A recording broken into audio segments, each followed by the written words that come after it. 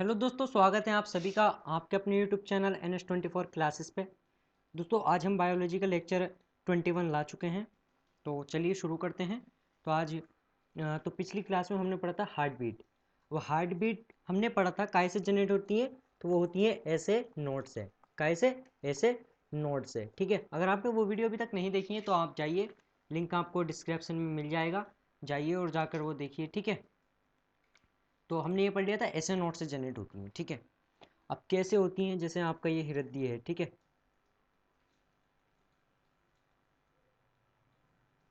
ठीक है, तो ये है, ठीक है, चैम्बर। कितने चैम्बर? 4 चैम्बर। ये कौन सा? ये लेफ्ट वाला और ये राइट वाला। ऊपर वाले ओरिकल, तो ये हो जाएगा लेफ्ट ओरिकल और ये हो जाएगा लेफ्ट वेंट्रिकल। ठीक है, और ये राइट वेंट्रिकल ये वाला। ठीक है, और ये हो जाएगा राइट वेंट्रिकल और ये हो जाएगा राइट ओरिकल। ठीक है, ये ओरिकल हो जाएगा। ठीक है, अब इसमें ट्राइकस्पिड था, यहाँ पे 3 ट्राइकस्पिड। ठीक है, और यहाँ पे बाइकस्पिड। ठीक है, यहाँ पे क्या है? ये क्या है? बाइकस्पिड, बाइकस्पिड, और यहाँ पर ट्राइकस्पिड। अब आपको बताया था जो लबडब लबडब साउंड होती है वो किसके द्वारा होती है? ट्राइकस्पिड के। ठीक है, काय के? ट्राइकस्पिड के। और यहाँ पे एक और होता है सेमी लूनर वॉल्व। ठीक है, इन्हें क्या कहते हैं? एक होता है सेमी लूनार वॉल्व, दूसरी ट्राइकस्पिड वाल्व और एक बाइकस्पिड वाल्व। ठीक है, हमने कल ये पढ़ा था वीडियो में। उसके बाद में आर्टरी थी सबसे बड़ी। जो वेन थी वो कौन सी थी? Vena cava. और जो आर्टरी थी वो थी अयोटा। ठीक है, कौन सी? अयोटा, या ओटा भी होता। तो जो वेना कावा होती है, कौन सी? Vena cava. ठीक है, कौन सी? Vena cava, vena cava. ये कहाँ होती है? तो ये यूं करके जुड़ी होती है। ठीक है, ये मिटान देता हूँ है ना।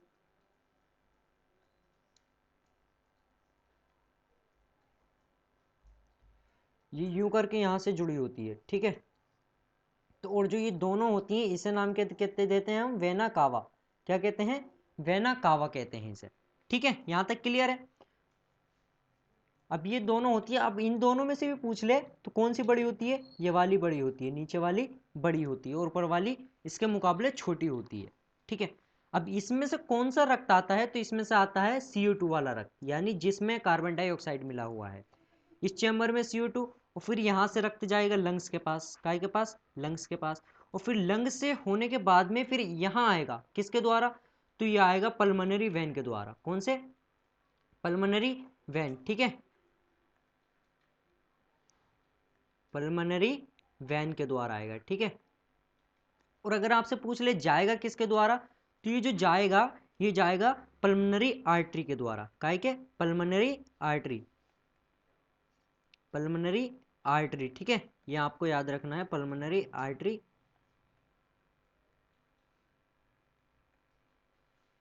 और पल्मोनरी वैन। ठीक है, आएगा पल्मोनरी आर्टरी से। लंग्स क्या करेंगे? ऑक्सीजन इन करेंगे और CO2 आउट करेंगे, और करने के बाद में क्या होगा? दिल के पास भेज देंगे, फिर ये यहाँ पे आएगा। ठीक है, और यहाँ पर होगा आपका और अयोटा। क्या होगा? अयोटा। ठीक है, उससे क्या होगा? जो छोटी छोटी धमनी होंगी वहाँ उससे जुड़ा होगा। कैसे? जो छोटी छोटी धमनी होंगी उससे जुड़ा होगा, और वो धमनी उसी ऑर्गन के पास पहुंचा देंगी जहां से वो रक्त आया था। ठीक है, यहां तक क्लियर है? तो फिर आगे देखते हैं। अब सवाल ये आता है, यहां तक तो क्लियर हो गया। सवाल ये आता है, जब यहाँ पे ये रक्त आता है तो इसका जो ब्लड प्रेशर है वो कितना होना चाहिए और किस तरीके से होना चाहिए? ठीक है, तो आगे बना के देखते हैं।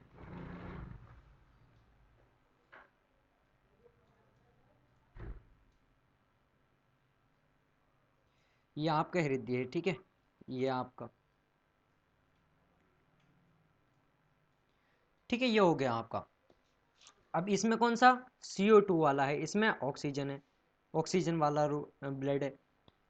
इसमें कार्बन वाला, इसमें ऑक्सीजन वाला। और अगर आपसे पूछ ले सबसे बड़ा चेम्बर कौन सा होता है, यानी सबसे बड़ा कोष्ठक कौन सा होता है, तो आपको बताना है लेफ्ट वेंट्रिकल। कौन सा? लेफ्ट वेंट्रिकल आपको बताना है सबसे बड़ा चेम्बर होता है। यहाँ तक आपका क्लियर है। अब इसके बाद यहाँ से जैसे ही कार्बन डाइऑक्साइड वाला खून आएगा जिसमें CO2 मिक्स है, अब इसमें खून आएगा तो उस आने का जो ब्लड है उसका प्रेशर कौन सा होना चाहिए, ठीक है, कौन सा होना चाहिए, प्रेशर कौन सा होना चाहिए, आते वक्त कितना होना चाहिए और जाते वक्त कितना होना चाहिए, ठीक है। तो हम यही देखेंगे। तो सबसे पहले ब्लड प्रेशर का जैसे ही टाइम आए तो आपको डालना है 120 mmHg, क्या 120 mmHg और अपॉन एक 80 mmHg, यहाँ तक ठीक है, यहाँ आपने डाला, ठीक है। अभी इस जो दोनों कंडीशन है इन्हें एक नाम देते हैं। जो 120 mmHg कंडीशन है इसे कहते हैं सिस्टोलिक, क्या कहते हैं, सिस्टोलिक, सिस्टोलिक, ठीक है, इसे कहते हैं सिस्टोलिक। और जो नीचे वाली कंडीशन है यानी 80 mmHg तो इसे कहते हैं डायस्टोलिक, क्या कहते हैं, डायस्टोलिक, डायस्टोलिक कहते हैं, ठीक है। कोई डाउट? तो आगे देखते हैं।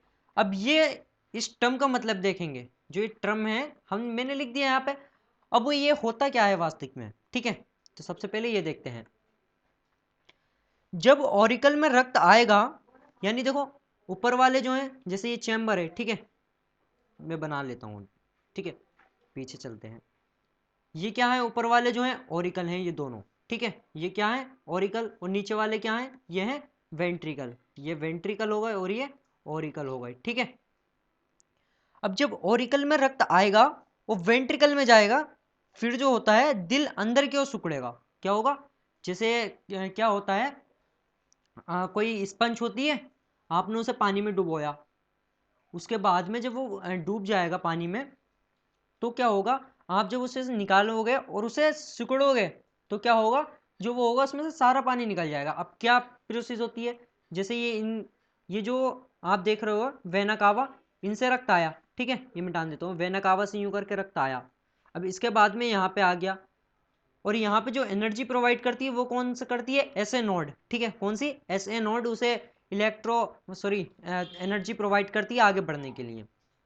अब क्या होता है जब यहाँ पे आ जाता है तो क्या होता है, इसके बाद में यहाँ से गया, ठीक है, यहाँ से ट्राइकस्पिड के द्वारा नीचे चला गया और फिर नीचे जाने के बाद में क्या होता है, जब ये सिकुड़ेगा तो यहाँ से क्या होगा, लंग्स के पास जाएगा, क्या होगा, जो ब्लड है आपका वो किसके पास जाएगा, लंग्स के पास जाएगा, ठीक है, लंग्स के पास जाएगा और फिर लंग्स जो हैं उसे वापस ट्रांसफर कर देंगे और वापस ट्रांसफर करने के बाद फिर किसके पास आ जाएगा, दिल के पास। लेकिन क्या अंतर होगा, यहाँ पे उस रक्त में कार्बन डाइऑक्साइड थी और यहाँ पे सिर्फ ऑक्सीजन होगी, क्या होगी, यहाँ पे सिर्फ ऑक्सीजन होगी, यहाँ पे कार्बन डाइऑक्साइड भी थी। अब इसके बाद में ये वाला रक्त भी यहाँ आ गया और उसकी यहाँ आने के बाद में जब ये जाएगा नीचे, नीचे गया और उसके बाद में यहाँ पे क्या है, अयोटा, ठीक है, क्या है, अयोटा है। अब अयोटा में से जो है निकलेगा, कैसे निकलेगा, वही सिकुड़ेगा। अब जैसे ही ये सिकुड़ेगा तो ब्लड आगे बढ़ेगा, ठीक है, क्या होगा, आगे बढ़ेगा। तो यहाँ पे हमने समझ लिया सिस्टोलिक क्या होता है, ठीक है, सिस्टोलिक हमने समझ लिया क्या होता है। अब हम देखते हैं डायस्टोलिक क्या होता है, ठीक है। डायस्टोलिक क्या होता है, जैसे हार्ट होता है, एक बार सिकुड़ा उसके बाद में सिकुड़ने के बाद रिलैक्स हो गया, क्या हो गया, जब रिलैक्स होता है हार्ट हमारा क्या हुआ, रिलैक्स हुआ, तो रिलैक्स होगा तो क्या होगा, जो ऊपर से खून आएगा, जैसे ये आया, यहाँ पर जो खून आएगा, यहाँ पर खून है वेना कावा में। अब जब ये रिलैक्स होगा तो वेना कावा का खून कहाँ आ जाएगा, अंदर आ जाएगा, ठीक है, कहाँ आ जाएगा, वेना कावा का खून अंदर आ जाएगा, ठीक है। दिखा दे, वेना कावा ये है, मानो दो वेना कावा है। अब इसमें से खून कहाँ आएगा, ब्लड इसमें आ जाएगा, हृदय में, हमारे हार्ट में। फिर हार्ट क्या करेगा, वही प्रोसेस जो मैंने आपको बताई। अब एक सवाल आता है, अब सवाल जो बना मेन ये बना, ये आपको पता चल गया ये क्या होता है, ठीक है, सिस्टोलिक और डायस्टोलिक क्या होती है। तो सिस्टोलिक, जब सिस्टोलिक प्रोसेस हो तो रक्त का जो प्रेशर है वो कितना होना चाहिए, 120, ठीक है, 120 mmHg। और जब रक्त का डायस्टोलिक हो तो कितना, 80 mmHg, ठीक है, Hg कह दो या मर्क्यूरी कह दो, ठीक है, एक ही बात है। यहां तक आपको समझ में आ गया होगा, ठीक है। अब आगे देखते हैं।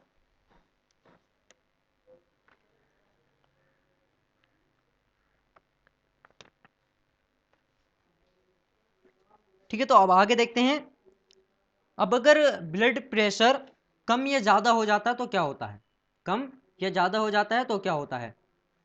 जैसे ये 120 है, अब 120 से ज़्यादा हो गया, माना 140 हो गया, तो वो डॉक्टर की लैंग्वेज में, डॉक्टर के लिए वो ज़्यादा नहीं है। ज़्यादा क्या है? 230, 240 या 160, 80, मतलब ज़्यादा हो जाता है वो। ठीक है, तो उससे क्या कहते हैं, अगर ब्लड प्रेशर इंक्रीज हुआ यानी बढ़ा तो क्या होगा? Hyper tension. उसे डॉक्टर की लैंग्वेज में क्या कहेंगे? Hyper tension. ठीक है, हाइपर टेंशन। ठीक है, यहाँ तक ठीक है। और अगर डिक्रीज हुआ यानी रक्त कम हो गया, अब रक्त का दाब कम हो गया, कम का मतलब क्या है? 80 से 60 हो गया, तो वो कोई वो नहीं है, वो हो जाएगा 6-7 दिन में नॉर्मल हो जाएगा। डॉक्टर आपको मेडिसिन दवाई दे देगा, आप खाएंगे, 5 से 6 दिन में नॉर्मल हो जाएगा। अगर उससे ज़्यादा हो गया, जैसे 30-35 हो गया, 25 हो गया, 30 हो गया, 35 हो गया, 40 हो गया, तो क्या होगा? वो खतरा है आपके लिए। उससे क्या होता है? हार्ट अटैक भी आ जाता है। अब हार्ट अटैक का आने की कई वजह और भी हो सकती हैं, वो भी हम आगे पढ़ेंगे। ठीक है, अगर कम होगा तो हम टर्म देखना है, हमें क्या कहेंगे? हाइपोसिक्रेशन। ठीक है, क्या? हाइपोटेंशन, सिक्रेशन नहीं, हाइपोटेंशन। ठीक है, हाइपोटेंशन, यहाँ तक ठीक है, हाइपोटेंशन कहेंगे। अब आपको बता दूं, हाइपो का मतलब होता है कम। क्या होता है? कम। और अगर हाइपर देखो तो हाइपर का मतलब होता है ज्यादा, हाइपर का मतलब ज्यादा, और हाइपो का मतलब कम। ठीक है, अब देखते हैं, आगे देखते हैं।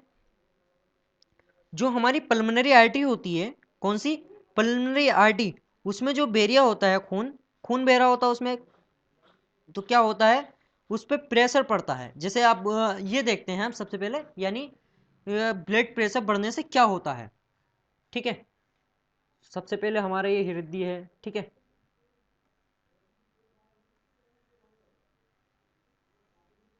ये बन गया हृदय। ठीक है, ये बन गए आपके चेम्बर। ठीक है, ये कौन से? लेफ्ट ऑरिकल, ये लेफ्ट वेंट्रिकल, और ये राइट वेंट्रिकल, और ये लेफ्ट ऑरिकल। ठीक है, ये लेफ्ट ऑरिकल।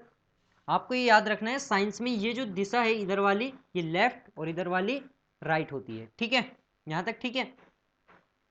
अब आगे देखते हैं, कहाँ आगे देखते हैं। अब क्या होगा? जो पल्मोनरी आर्टरी है, पल्मोनरी आर्टरी कहाँ होती है? ये आपने देख रहे होगे, ये यहाँ से जो राइट वेंट्रिकल है, राइट वेंट्रिकल से जो लंग्स के पास रक्त पहुंचाती है, किसके पास? लंग्स के पास। ठीक है, लंग्स के पास रक्त पहुंचाती है ये। अब इसे जब ये यहाँ से बढ़ेगा, ठीक है, क्या होगा? बढ़ेगा। जैसे माना ज़्यादा हो गया ब्लड प्रेशर, यहाँ से आया, यहाँ से रक्त आया, इसके बाद में यहाँ से ब्लड प्रेशर ज़्यादा हो गया। अब इसके बाद में जब यहाँ पे प्रेशर के साथ जाएगा, कहाँ जाएगा? पल्मोनरी आर्टरी में। जब प्रेशर ज़्यादा होगा तो क्या होगा? जो इसकी वॉल होती है, इसकी वॉल होती है दीवार काय की? पल्मोनरी आर्टरी की। ठीक है, पल्मोनरी आर्टरी की जो वॉल है उस पर क्या पड़ेगा? दबाव पड़ेगा। क्या पड़ेगा? प्रेशर पड़ेगा। क्या पड़ेगा? प्रेशर, यानी दबाव। उस पर दबाव पड़ेगा और वो क्या होगा? धीरे धीरे डैमेज होना शुरू हो जाएगी। क्या होगा? धीरे धीरे डैमेज होने स्टार्ट हो जाएगी। और वो क्या होगा? एक टाइम ऐसा आएगा कि फट जाएगी। वैसे एकदम तो नहीं फटती है, लेकिन उसे काफ़ी टाइम लगता है फटने में, क्योंकि इसे अगर ऐसा हुआ तो इंसान को नॉर्मली हार्ट अटैक आ जाता है। ठीक है, अब ये क्या होगा? ये फटेगी। अगर ये फट गई तो क्या होगा? अब बात आती है, ये फट गई तो क्या होगा? सबसे पहले आप देखते हैं, खून जो होता है, खून में क्या होता है? ब्लड में ऑक्सीजन। ठीक है, क्या होता है? ऑक्सीजन। और ऑक्सीजन क्या कराता है? जो ग्लूकोज होता है, ग्लूकोज का क्या कराता है? Break down. क्या कराता है? Break down. ठीक, क्या कराता है? Break down. ठीक है, ब्रेक डाउन करा दिया। अब जब ये ब्रेक डाउन कराएगा, ब्रेक डाउन से फायदा क्या होगा? तो ब्रेक डाउन से हमें मिलती है एनर्जी। क्या मिलती है? एनर्जी। ठीक है, अब जब ग्लूकोज, जब हमारे पास रक्त ही नहीं आएगा, हमारे हृदय से रक्त ही नहीं जाएगा, यहाँ पे कार्बन डाइऑक्साइड वाला है, अब लंग्स क्या करेंगे? फिल्टर करेंगे, यहाँ पे ऑक्सीजन वाला पहुंचाएंगे, यहाँ पे ऑक्सीजन वाला ब्लड ही नहीं आएगा। जब यहाँ से ये नहीं जाएगा, माना फट गई है, वैसे ना हो तो अच्छा है किसी का भी, यहाँ से गई, उसके बाद में यहाँ पे ये ऑक्सीजन है, ठीक है, ऑक्सीजन वाला ब्लड आ गया। अब ऑक्सीजन वाला जब ब्लड हमारे पास नहीं रहेगा, ये यहाँ से ना जाएगा ना आगे की प्रोसेस होगी, ये माना यहीं पे हो गया। अब जो ऑक्सीजन वाला ब्लड है वो ग्लूकोज को तोड़ने में सहायक नहीं होगा, ग्लूकोज टूट नहीं पाएगा जब ब्लड नहीं होगा, तो मतलब ऑक्सीजन नहीं होगा ब्लड में, तो अब ग्लूकोज नहीं टूट पाएगा तो क्या नहीं मिलेगी हमें, एनर्जी नहीं मिलेगी। क्या नहीं मिलेगी, एनर्जी। ग्लूकोज का ब्रेकडाउन नहीं होगा तो क्या नहीं मिलेगा, एनर्जी नहीं मिलेगा, ठीक है। यानी कह सकते हैं कि एनर्जी जो है हमारे शरीर में नहीं होगी। अब एनर्जी जो होती है हमारे जैसे सेल है, हमारे जो ऑर्गन होते हैं, हमारे ऑर्गन काम नहीं करते, हमारे ऑर्गन की जो सेल होती हैं, हमारे ऑर्गन की सेल होती हैं, सेल काम करती हैं। अब सेल को कार्य करने के लिए क्या चाहिए, एनर्जी चाहिए। क्या चाहिए, एनर्जी, ठीक है। आपने फिजिक्स में भी पढ़ा होगा, हर कार्य को करने के लिए एनर्जी की आवश्यकता होती है। क्या चाहिए, एनर्जी। अब एनर्जी नहीं होगी तो हमारे सेल काम नहीं करेंगे और हमारे सेल क्या हो जाएंगी, डेथ हो जाएंगे, मर जाएंगी, ठीक है। यहां तक ठीक है, आगे देखें।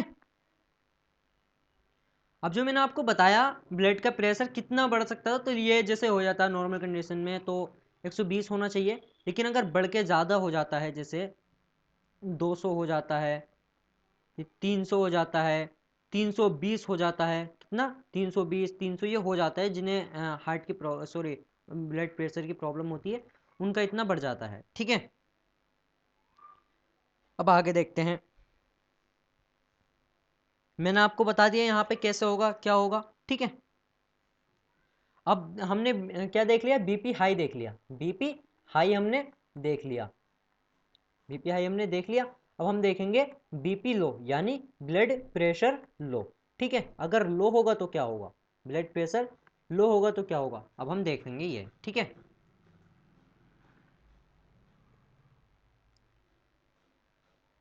तो अगर ब्लड प्रेशर लो होगा, जिसे नॉर्मल क्या होता है, 80, ठीक है, कितना, 80 होता है, नॉर्मल 80 है, 80 mmHg, ठीक है। 80 mmHg से नीचे हो गया, जैसे माना अगर आपका 60 भी हो गया तो डॉक्टर उसे कवर कर लेंगे। लेकिन अगर इससे भी ज़्यादा हो गया, इससे भी कम हो गया, जैसे आपका 30 हो गया, 20 हो गया, 40 हो गया, अगर इतना हो जाता है आपका, तो आपके लिए वो खतरा है। क्या है, खतरा है आपके लिए वो, ठीक है। कैसे है वो हम यही पढ़ने वाले हैं। नॉर्मल 70 भी अगर हो जाता है तो डॉक्टर, इसमें कोई घबराने वाली बात नहीं है, डॉक्टर से आप संपर्क कीजिए और आप सही हो जाओगे आप, ठीक है। ठीक है, अब आगे देखते हैं। अगर 40 से नीचे होगा, तो मैंने आपको क्या बताया था, ये होती क्या है, रिलैक्स होता है। रिलैक्स होने पर जो होता है ब्लड इन होता है। जैसे हमारा ब्लड जो है, जब हमारा हार्ट रिलैक्स होता है, क्या चाहिए, हार्ट रिलैक्स होता है, हार्ट रिलैक्स होता है तो क्या होता है, ब्लड इन होता है, ब्लड इन होता है।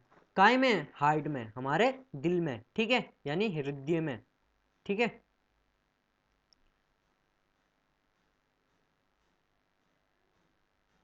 हृदय में जब रिलैक्स होता है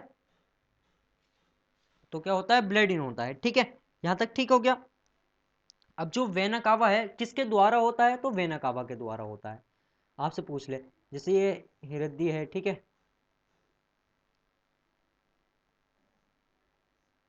तो यहीं से जुड़ी हुई है वेना कावा, ठीक है।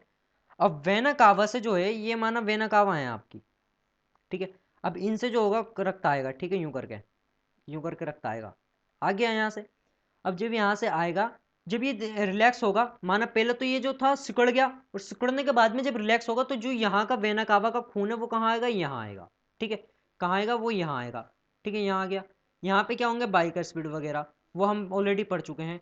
जब ये एक बार सिकुड़ने के बाद फिर यही होगा, तो क्या होगा, फिर से ये रक्त नीचे जाएगा, और फिर जब नीचे चला जाएगा उसके बाद क्या होगा, ये फिर हार्ट सिकुड़ेगा, तो फिर वही प्रोसेस होगी जो मैंने आपको अभी बताई है, ठीक है। इसी प्रकार से ये प्रोसेस होती है। अब जो क्वेश्चन आता है, क्वेश्चन यह आता है कि हृदय को एक बार सिकुड़ने में और एक बार रिलैक्स होने में टाइम कितना लगता है। यानी अगर डायरेक्ट साइंस की लैंग्वेज में कहें तो ये डायस्टोलिक और सिस्टोलिक होने में टाइम कितना लगता है। तो अगर एक बार सिस्टोल हुआ, ठीक है, एक बार सिस्टोल प्रोसेस, कौन सी प्रोसेस, सिस्टोल प्रोसेस, ठीक है, और एक बार डायस्टोल प्रोसेस। ठीक है, एक बार सिस्टोल और एक बार डायस्टोल। ठीक है, एक बार सिस्टोल और एक बार डायस्टोल, इन दोनों को मिला के क्या बनती है? हार्ट बीट बनती है। क्या बनती है? Heart beat.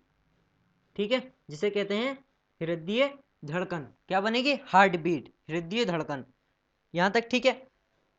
अब पूछ लेता है कितना टाइम लगता है इसे, तो आपको बताना है 0.5 सेकेंड। सिस्टोल को 0.5 सेकेंड लगते हैं। ठीक है, और प्लस अब डायस्टोल जब प्रोसेस होता है तो कितना लगते हैं? 0.3। कितना? 0.3 सेकेंड। 0.3 सेकेंड लगते हैं इसमें। 0.5 इधर लगे और 0.3 इधर लगे, तो हार्ट की धड़कन कितनी हो गई? 0.8। ठीक है, कितनी? 0.8। 0.8 सेकेंड लगा। कितना सेकेंड लगा? या अगर डायरेक्ट कहें तो 1 मिनट में 72 बार।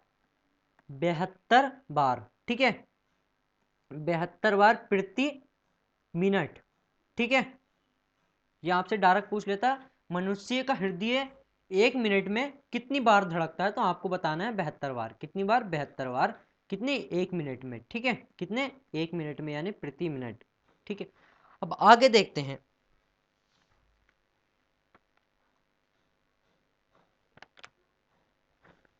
अब साथ ही साथ ये भी देखते हैं यहां से किस तरीके से क्वेश्चन बन सकता है। तो आपसे पूछ लेता है बच्चों में, जो बच्चे होते हैं, माना 7 साल तक के बच्चे। ठीक है, अब जो बच्चों में होता है, हार्ट बीट कितनी होती है? बच्चों में कितनी होती है? ठीक है, तो हम लिख देते हैं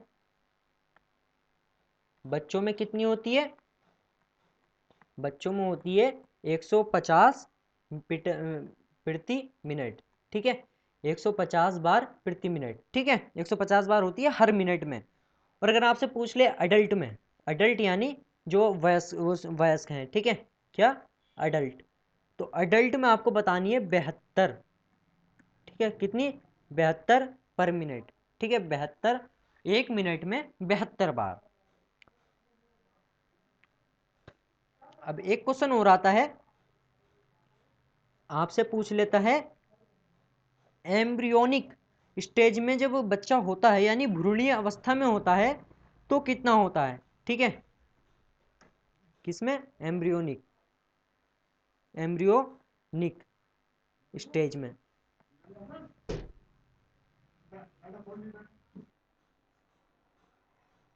स्टेज। ठीक है, कौन सी?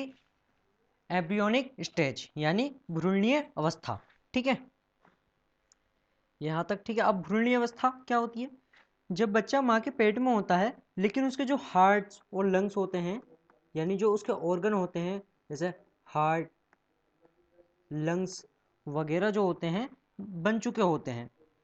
उसके हार्ट और लंग्स जो होते हैं बन चुके होते हैं, तो उसकी धड़कन कितनी होती है? 200 प्रति मिनट। 200 बार धड़कता है 1 मिनट में उसका दिल। ठीक है, अब यहाँ तक ठीक है। अब बात करते हैं उनकी जो जिम वगैरह जाते हैं। कहाँ? जिम। जिम या तो जिम जाते हैं या फिर रनिंग करते हैं। जो जिम या रनिंग करते हैं, तो जिम या रनिंग करते समय उनकी हार्ट बीट कितनी हो जाती है? 92 से 98। कितनी? 92 से 98 मिनट प्रति मिनट। 92 से 98 प्रति मिनट हो जाती है। ठीक है, यहाँ तक ठीक है। उसके बाद में बात करते हैं, हम बात करेंगे एथलीट की। काहे की? एथलीट्स की। ठीक है, अब इनकी कितनी होती है? ये जो होता है अपने आप को मेंटेन करते हैं और अपनी हार्ट बीट जो होती है वो कम करते हैं, 62 से 68 प्रति मिनट। कितनी? 62 से 68। यहाँ तक ठीक है। अब आगे देखते हैं, यहाँ तक ठीक है।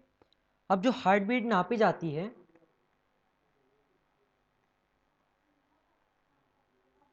हार्ट बीट काहे से मापी जाती है? अगर आपसे पूछे तो आपको बताना है हार्ट बीट नापी जाती है स्टेथोस्कोप से। काहे से? स्टेथोस्कोप से। जो आप डायरेक्ट इसे आला वगैरह भी कहते हैं शायद, तो इसका जो डॉक्टर नाम है वो क्या है? स्टेथो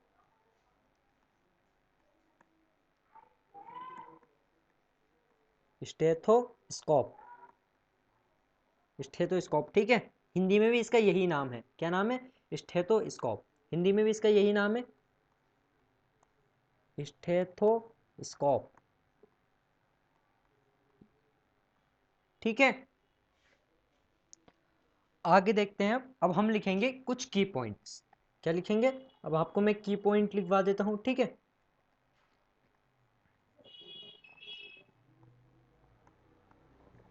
की पॉइंट्स, ठीक है। अब की पॉइंट्स के बारे में देखते हैं। जो ब्लड प्रेशर होता है, या इसे हार्ट धड़कन भी कहते हैं, ठीक है। ब्लड, सॉरी कहते नहीं है, जो ब्लड प्रेशर होता है, ब्लड प्रेशर सबसे पहले लिखते हैं, ब्लड प्रेशर या हार्ट बीट। आपसे कुछ भी पूछ लेगा एग्जाम में ये, बहुत ध्यान से पढ़ना आपको। हार्ट बीट या ब्लड प्रेशर जो रेगुलेट होता है, वो उस पर नियंत्रित किस हार्मोन का होता है, वो आपसे पूछ लेगा कौन सा हार्मोन जो होता है इसके इसे रेगुलेट करता है। बताइएगा आप, अगर आपको पता हो तो। आपको अगर नहीं पता तो आप नोट कीजिए। पहला है, इसे के दो हार्मोन हैं, तो हम वही लिखते हैं। तो सबसे पहले है थायरोक्सिन हार्मोन। कौन सा? थायरोक्सिन हार्मोन, ठीक है। थायरोक्सिन हार्मोन शॉर्ट में लिख दिया मैंने एच। और दूसरा है एड्रोलिन हार्मोन। कौन सा? ठीक है, एड्रेनिल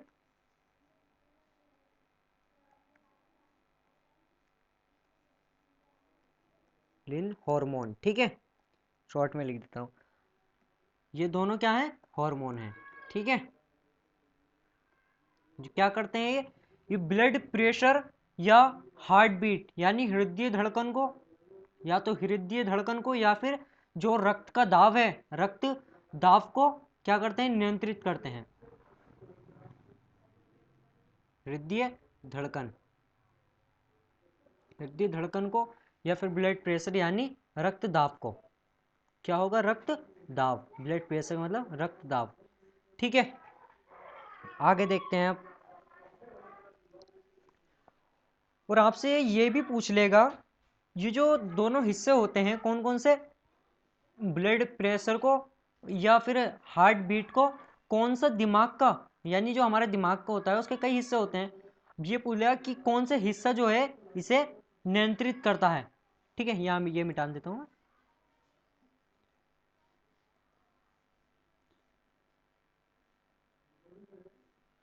ठीक है, तो कौन सा हिस्सा मांगे, सॉरी इसे नियंत्रित करता है, तो आपको बताना है मेडुला ओब्ले। सबसे पहले आपको बताना है, लिख देता हूं, मेडुला ओब्लंगटा, ठीक है। ओब्लंगटा, ठीक है। ओब ओब्लंगटा, ठीक है। ये आपको बताना है। जो हमारे माइंड होता है यानी मस्तिष्क का कौन सा हिस्सा नियंत्रित करता है? मेंडुला ओब्लंगटा, ठीक है। अब नेक्स्ट आता है ईसीजी। ईसीजी क्या होता है? इस प्रकार से जो हृदय धड़कन होती है, आपने देखा होगा हृदय धड़कन। तो ये क्या होती है? ये क्या क्या नापा जाता है इससे? तो आपका आंसर होगा हार्ट बीट। क्या? Heartbeat. हार्ट बीट नापी जाती है, ठीक है। उसके बाद में इसके फुल फॉर्म पूछ लेगा आपसे, ईसीजी की फुल फॉर्म क्या होती है? तो आपको बताना है इलेक्ट्रोकार्डियोग्राफी। क्या? इलेक्ट्रोकार्डियो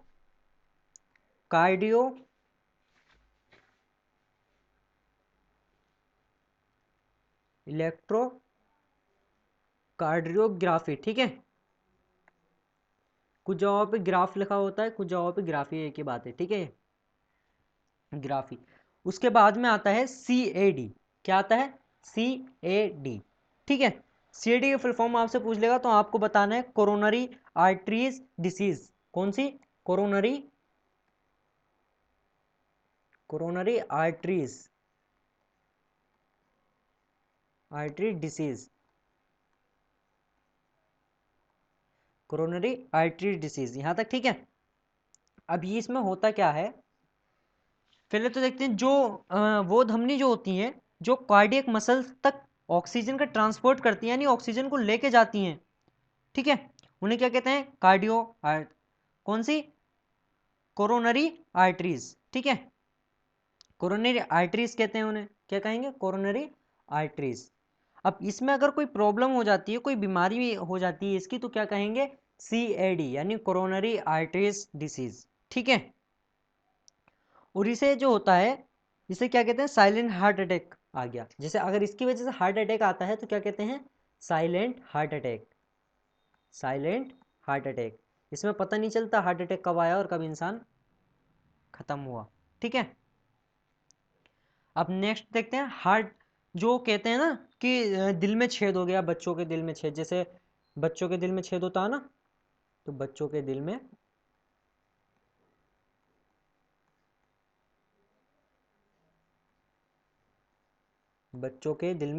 छेद, ठीक है।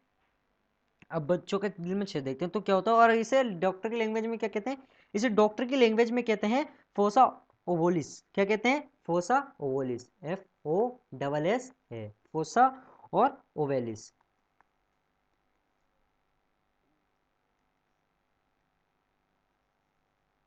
फोसा ओवेलिस कहेंगे, ठीक है। डॉक्टर की लैंग्वेज में, साइंस की लैंग्वेज में क्या कहा था, फोसा ओवोलिस। अब क्या होता है, इसमें जो होता है दिल में छेद हो जाता है, कैसे वो देखते हैं। ये आपका हृदय है, ठीक है, इसमें चैम्बर है, ये आपके 4 चैम्बर हो गए। इसमें कौन सा ब्लड है, CO2 वाला, इसमें कौन सा, ऑक्सीजन वाला। CO2 मतलब इम्प्योर ब्लड, जिसमें CO2 मिक्स है यानी इम्प्योर, और ऑक्सीजन वाला यानी प्योर ब्लड, जिसमें प्योर है। नीचे के दोनों, नीचे और ऊपर, ठीक है, यानी जो आर्टिकल है, सॉरी, ओरिकल, ओरिकल में, एक ओरिकल में इम्प्योर और एक ओरिकल में इम्प्योर प्योर, ठीक है, यानी जो राइट वाली साइड है आपका, उसमें कौन सा होगा, इम्प्योर, ठीक है, CO2 वाला। और जो लेफ्ट वाला है उसमें क्या होगा, ऑक्सीजन वाला यानी प्योर होगा। नीचे वाले वेंट्रिकल, ऊपर वाले ओरिकल, ठीक है, नीचे वाले क्या है, वेंट्रिकल, और ये ओरिकल, ठीक है। अब क्या होगा, जो ये दिल है, ठीक है, यहाँ पे जो होता है, जब बच्चा जो होता है माँ के पेट में होता है, यानी भ्रूणीय अवस्था में होता है, तो जब उसके ऑर्गन बन चुके होते हैं, तो क्या होता है, ये जो आप देख रहे होगे, जैसे यहाँ पर छेद सा होता है, बच्चों के दिल में छेद होता है, वो जब डिलीवरी से कुछ दिन पहले क्या होता है, जो ये छेद हैं ये भर जाते हैं। लेकिन अगर किसी प्रॉब्लम की वजह से वो नहीं भर पाते हैं और बच्चे की डिलीवरी हो जाती है, तो क्या होता है, दिल में छेद, इस बीमारी को क्या कहते हैं, दिल में छेद, ठीक है। इस बीमारी को हम क्या कहते हैं, दिल में छेद, इसी के लिए जो है इसे कहते हैं दिल में छेद हो गया।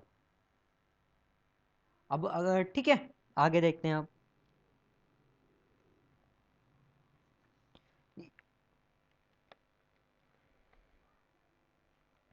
इसे एक बीमारी के नाम से और जाना जाता है। इसमें क्या होता है, जो बच्चा होता है वो क्या होता है, ब्लू पड़ जाता है,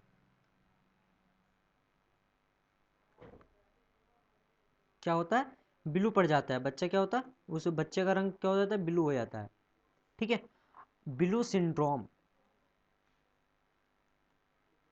ब्लू पड़ जाता है। और ब्लू सिंड्रोम जो होता है एक कारण से और होता है, कभी आपको गलत पढ़ा दिया तो, एक ये किस कारण से होता है, तो ये होता है नाइट्रेट ज़्यादा लेने से, क्या, नाइट्रेट अगर आप ज़्यादा लेंगे, जैसे नाइट्रेट ज़्यादा लेने से क्या होगा, ये जो बच्चा है उसका जो स्किन का कलर है वो नीला पड़ जाएगा, ठीक है। या फिर दूसरा कारण क्या है, जो दिल में छेद होता है, दिल में छेद होने से, अगर दिल में अगर छेद होता है बाई चांस, तो अगर उसका इलाज सही टाइम पर करा लिया तो क्या होता है, डॉक्टर इसकी सर्जरी कराने के बाद में इसे जो है ठीक कर देता है, और अगर नहीं कराया तो बच्चों को हार्ट अटैक आ जाता है, ठीक है।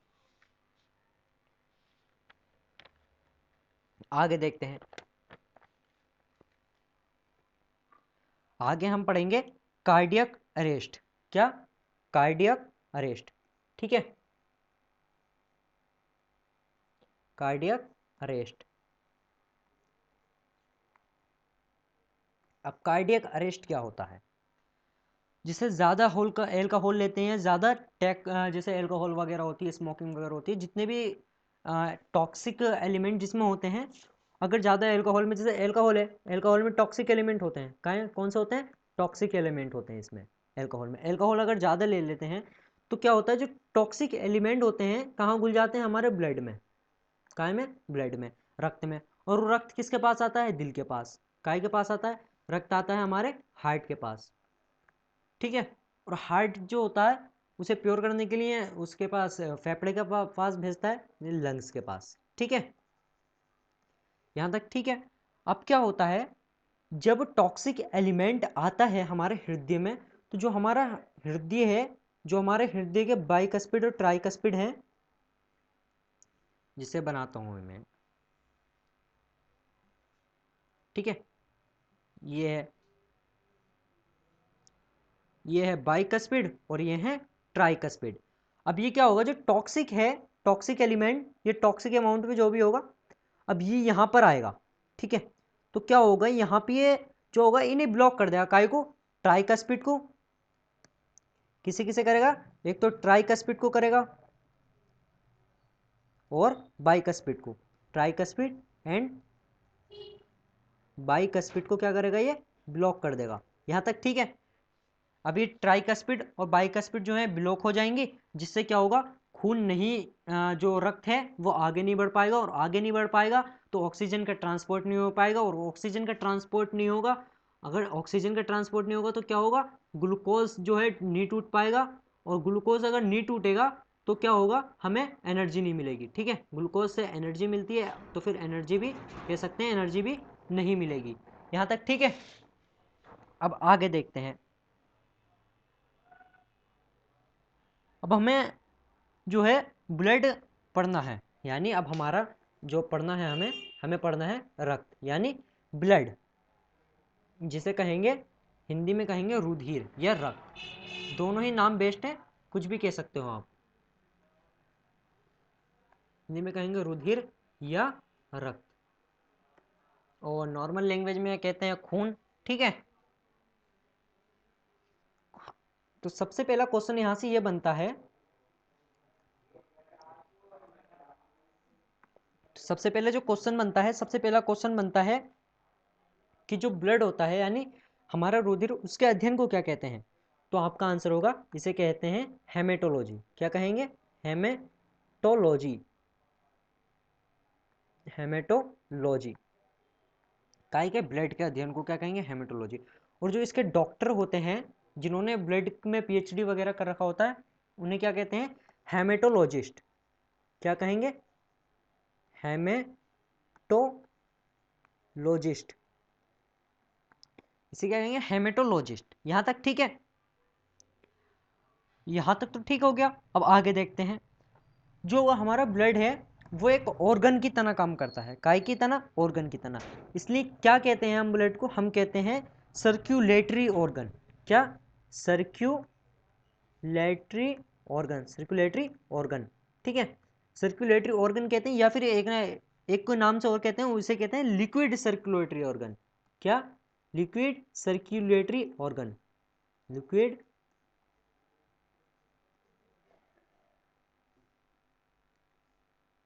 डबल डबल,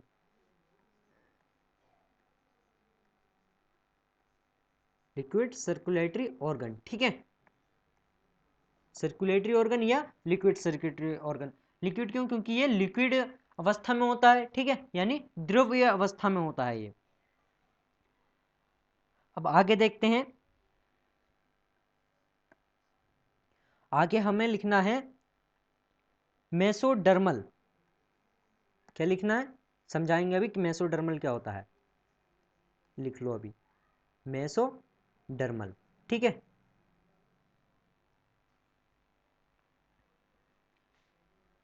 अब मेसोडर्मल क्या होता है ये देखते हैं। सबसे पहले तो हम डालते हैं मेसोडर्मल, मेसोडर्मल, ठीक है। अब मेसोडर्मल ऑर्गन क्या होते हैं ये देखते हैं। अब जैसे माँ के पेट में कोई बच्चा है, तो क्या होगा, जैसे सर्कल है,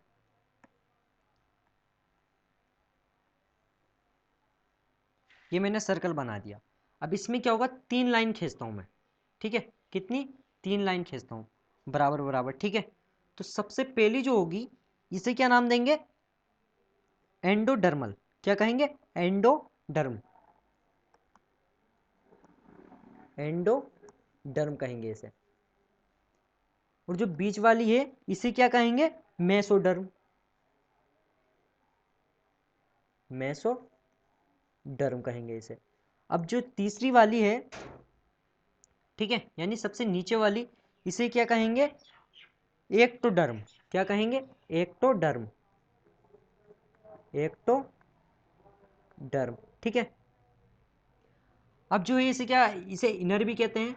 ये जो होता है इनर ऑर्गन बनाता है, जो हमारे शरीर के अंदर ऑर्गन होते हैं जो हमें बाहर से नहीं दिखते हैं, इनर ऑर्गन कौन बनाता है, एंडोडर्म, ठीक है। और इसे कहते हैं आउटर, ये बाहरी ऑर्गन बनाता है, आउटर यानी बाहरी अंग बनाता है हमारे शरीर में, ठीक है। अब देखते हैं जो एंडोडर्म है ये कौन कौन से ऑर्गन बनाता है, जैसे लंग्स हो गया, लंग्स, ठीक है,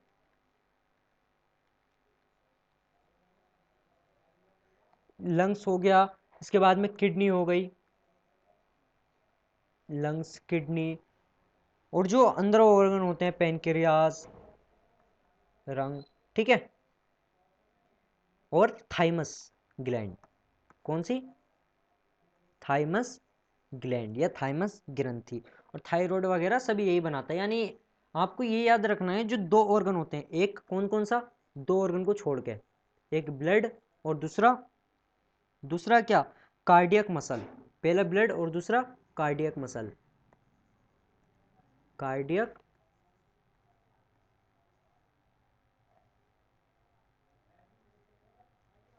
कार्डियक मसल। अब कार्डियक मसल क्या होती है, कार्डियक मसल होती हैं जो हमारा हृदय होता है, यानी हार्ट, उसकी सेल्स, हार्ट की सेल्स को क्या कहते हैं, कार्डियक मस, ठीक है, कार्डियक। और आपको बताया था जो हार्ट है, हार्ट एक कैसा ऑर्गन है, तो आपको बताना है, हार्ट एक मस्क्यूलर ऑर्गन है, कौन सा, मस्क्यूलर, मस्क्यूलर मतलब जो मांसपेशियों से बना हुआ है, कौन सा अंग है, मांसपेशी अंग, मांसपेशी अंग है, हार्ट एक मांसपेशी अंग है।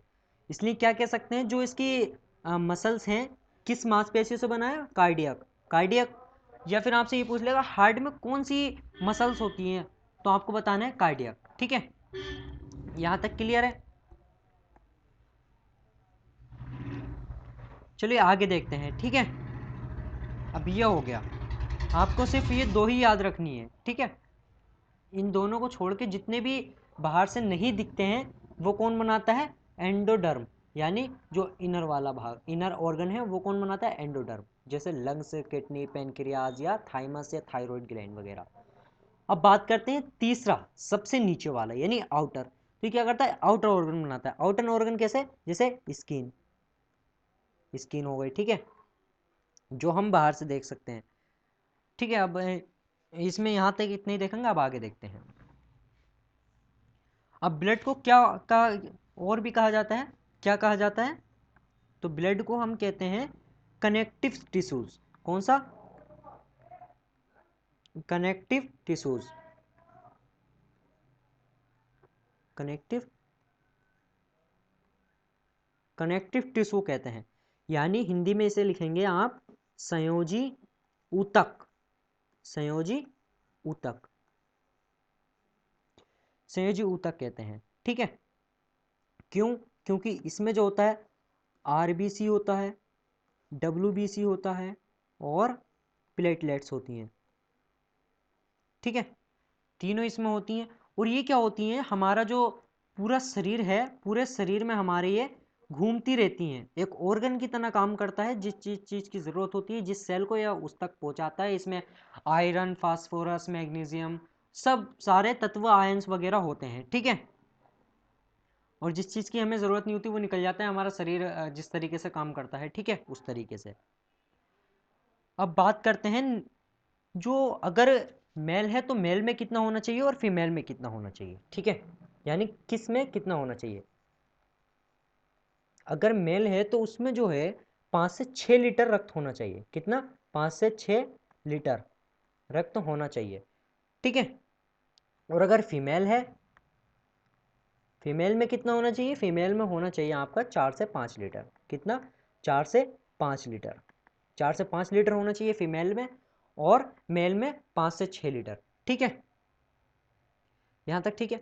और अगर आपसे अगर पूछा जाए कि बॉडी वेट का कितना होना चाहिए, जो आपका वजन है, माना आपका शरीर का जितना वजन है, जैसे 100 किलो वजन है, ठीक है, कितना? वैसे 100 किलो बहुत ज़्यादा हो गया, लेकिन मैं एग्जांपल के तौर पर ले रहा हूँ। तो कितना होना चाहिए? 7% होना चाहिए आपका वजन का। वजन का 7% होना चाहिए। जैसे नॉर्मल क्या होता है, मनुष्य का वजन जो नॉर्मल होता है, मतलब एक सामान्य वजन एवरेज कितना होता है? 70 किलोग्राम होता है। कितना? 70 किलोग्राम, ठीक है। तो 7% होना चाहिए जितना इंसान के अंदर वजन है उसका, ठीक है। अब नेक्स्ट क्वेश्चन आता है, ब्लड का निर्माण कहाँ होता है? ठीक है, क्या आता है? ब्लड का निर्माण, यानी जो रुधिर है, यानी रक्त का निर्माण,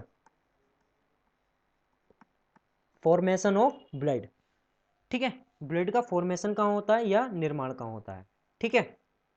तो ये कहाँ होता है आपको बताना है, बोन मैरो में। कहाँ? बोन मैरो में, ठीक है। बोन मैरो में होता है। बोन मैरो को हिंदी में क्या कहते हैं? अस्थि, अस्थि, ठीक है, अस्थि मज्जा। क्या कहेंगे? अस्थि मज्जा, ठीक है। अब ये अस्थि मज्जा कहाँ होता है? तो ये होता है हमारी हड्डियों के बीच। कहाँ होता है?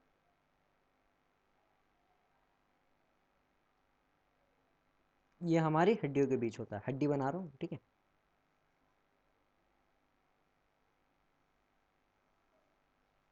ये जैसा हड्डी है, तो इसके बीच में जो खोखला खोखला होगी है, तो इसमें क्या होगा? एक लिक्विड सा होता है, ठीक है। क्या होता है? बोन मैरो में एक लिक्विड सा होता है। इसकी वजह से क्या होता है, जो एक रेड कलर का होता है और एक येलो कलर का होता है। कौन कौन सा? एक होता है रेड कलर का और एक होता है dark yellow colour, sorry light yellow colour का, ठीक है। तो क्या होता है, जो रेड होता है वो क्या बनाता है? आरबीसी। क्या बनाता है? आरबीसी। और जो येलो होता है ये बनाता है डब्ल्यूबीसी और प्लेटलेट्स, ठीक है। क्या? प्लेटलेट्स और डब्ल्यूबीसी, ठीक है।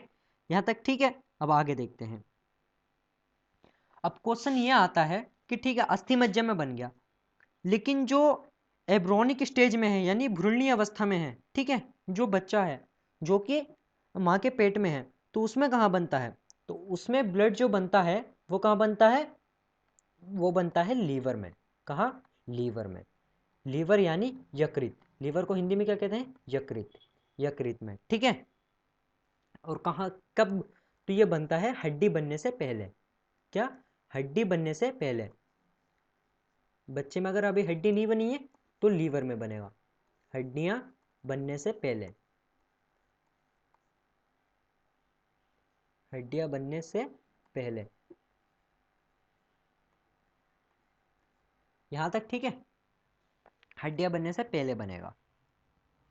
अब नेक्स्ट क्वेश्चन आता है, यहां तक तो ठीक है, क्लियर हो गया। अब नेक्स्ट क्वेश्चन क्या आता है, इसका पीएच वैल्यू पूछ लेता है। काय का? ब्लड के। ब्लड का अगर आपसे पूछ ले पीएच वैल्यू, तो आपको बताना है 7.4। कितना? 7.4। और अगर आपसे अब जब इसके पीएच मान 7.4 है, तो इसकी जो प्रकृति है वो कैसी होगी? तो आपको बताना है बेस, यानी क्षार। ये क्षारीय प्रकृति का होगा। किस प्रकृति का होगा? क्षारीय प्रकृति का होगा। और क्षारीय प्रकृति का होने के साथ साथ क्या होगा? ये एल्कलाइन भी होगा। क्या होगा? एल्कलाइन। क्या? एल्कलाइन, ठीक है। अब एल्कलाइन क्या होता है? तो एल्कलाइन देखते हैं। एल्कलाइन वो होता है जो पानी में सोल्यूबल हो, soluble in water, soluble in water, यानी पानी में घुलनशील। यहां तक ठीक है। अब नेक्स्ट आता है कि जो ब्लड है मापा काय से जाता है, ठीक है, यानी किसमें कितना होना, किसमें कितना है। जैसे आप जांच कराते हो तो आपको बता देता है डॉक्टर कि आपका जो है रक्त में कमी आई है, आपका रक्त, आप में जो है खून कम बन रहा है, रक्त में कमी है, के आपको जो है खून की ज़रूरत है, तो किस इक्विपमेंट की जो मदद से नापते हैं? तो आपको बताना है हीमोसाइटोमीटर। क्या? हीमोसाइटोमीटर। ठीक है, हीमोसाइटोमीटर। हीमोसाइटोमीटर की मदद से ये नापा जाता है। ठीक है,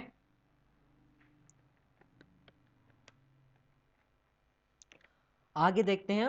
अब देखते हैं जो ब्लड है उसका रंग जो होता है लाल होता है। अब लाल क्यों होता है? ठीक है, हमने यहाँ पे लिखा ब्लड यानी रक्त। ठीक है, अब इसका जो कलर है वो कौन सा है? लाल, यानी रेड कलर है इसका, हिंदी में लाल रंग है इसका। अब लाल कलर क्यों है? तो इसमें एक पिगमेंट होता है। अगर आप कहीं भी देखें, रंग देखें, यानी अगर कहीं भी साइंस में रंग की बात आ जाती है तो उसके पीछे जिम्मेदार कौन होता है? पिगमेंट होता है। पिगमेंट कौन सा हो सकता है वो अलग बात है, लेकिन होगा पिगमेंट, जिसे हिंदी में वर्णक कहते हैं। तो खून जो लाल होता है वो किस वजह से होता है? वो होता है हीमोग्लोबिन पिगमेंट की वजह से। Haemoglobin pigment, haemoglobin pigment.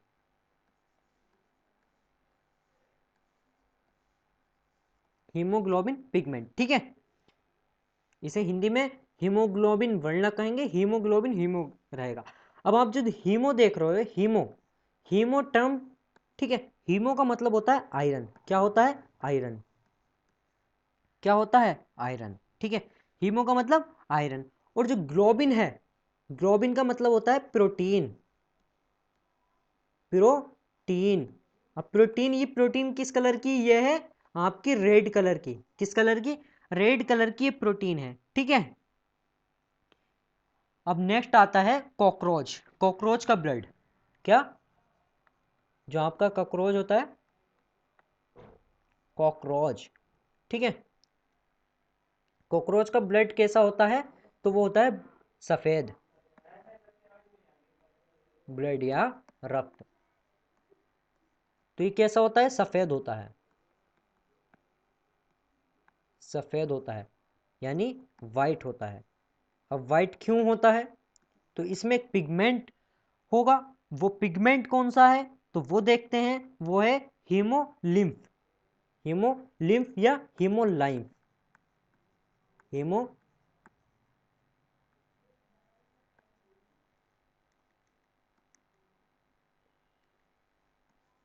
ठीक है, हीमो का मतलब आयरन। ठीक है, मैंने आपको बताया हीमो का मतलब क्या है? आयरन। और जो ये है, ये टर्म यानी लिम्फ टर्म, यानी LYMPH, इसका मतलब क्या है? इसका मतलब भी प्रोटीन है। क्या है? प्रोटीन, प्रोटीन है इसका मतलब भी। ठीक है, और ये प्रोटीन किस कलर का होता है? तो आपको बताना है ये वाइट कलर का होता है, वाइट कलर का होता है, ये सफेद रंग का होता है। यहां तक ठीक है, ये सफेद कलर का होता है। नेक्स्ट आपसे पूछ लेता है ऑक्टोपस। और कॉकरोच से एक बात आपको और बता दूं, जो कॉकरोच होता है, कॉकरोच का जो हार्ट होता है, यानी हृदय, इसमें सबसे ज़्यादा चेंबर होते हैं। कितने? तो इसमें होते हैं आपके 13 चेंबर। कितने? 13 कोष्ठक होते हैं हिंदी में। हिंदी में क्या लिखेंगे? कोष्ठक। और इंग्लिश में क्या लिखेंगे? 13 चेंबर। ठीक है, आगे देखते हैं ऑक्टोपस। ठीक है, ऑक्टोपस का रंग जो ब्लड होता है यानी रक्त, उसका कलर कैसा होता है? तो आपको बताना है ब्लू, ब्लू। ठीक है, और ब्लू को साइंस में क्या कहते हैं? साइनो। ठीक है, तो अब इसमें पिगमेंट कौन सा होता है? तो आपको बताना है हीमोसाइनिन। कौन सा? हीमोसाइनिन। ठीक है, हीमोसाइनिन पिगमेंट के कारण होता है। साइनिन का मतलब क्या होता है? Blue, blue. और हीमो का मतलब आयरन। ठीक है,